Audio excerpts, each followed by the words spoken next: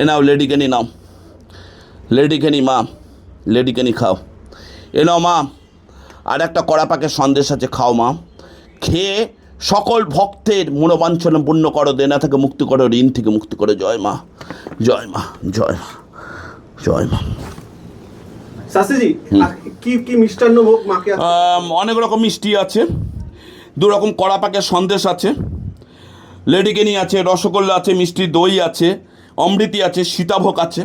আচ্ছা, মা এগুলো সব গ্রহণ করলো, তাই? মা আনন্দের সহিত গ্রহণ করলো। বাহ।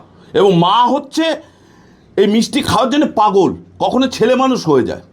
ঠিক আছে, মা হচ্ছে বললাম না, কারোর কাছে কন্যা সম, কারো কাছে সন্তান সম, কারো কাছে গার্জেন সম। মা হচ্ছে একই অঙ্গে বহুরূপ।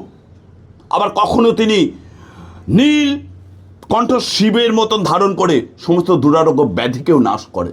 যে স্বয়ং দেবাদিদেব মহাদেব যখন নীলাভ হয়ে গেছিলেন, তিনি ওনার দুগ্ধ স্তন পান করিয়ে যদি নীলকণ্ঠ শিবকে যিনি উনি জগতে বাঁচাতে পারেন, তিনি সকলের ভক্তকে মঙ্গল কামনা করতে পারেন, সকলকে বাঁচাতে পারেন, কারণ উনি হচ্ছেন এক মুখ অদ্বিতীয়। যিনি দেবাদিদেব মহাদেব, যার আদি নেই, অন্ত নেই, শুরু বা শেষ নেই, তাকে যিনি বাঁচান স্বয়ং দ্বিতীয় দশমাবিদ্যার তারা।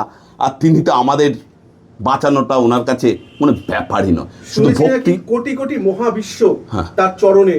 একদম ঠিক।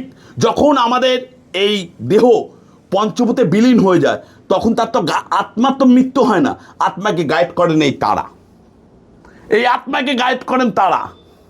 তাই পঞ্চভূতের স্থিতি তারা, অর্থাৎ পঞ্চভূতে তারাই স্থিতি থাকে, আর কেউ থাকে না। তাই সকলকেই কিন্তু কোটি কোটি মহাবিশ্বকে এই তারার পায়ে পড়তে হয়, তারাই ধারণ করে রয়েছে। একদম তারাই তারণ।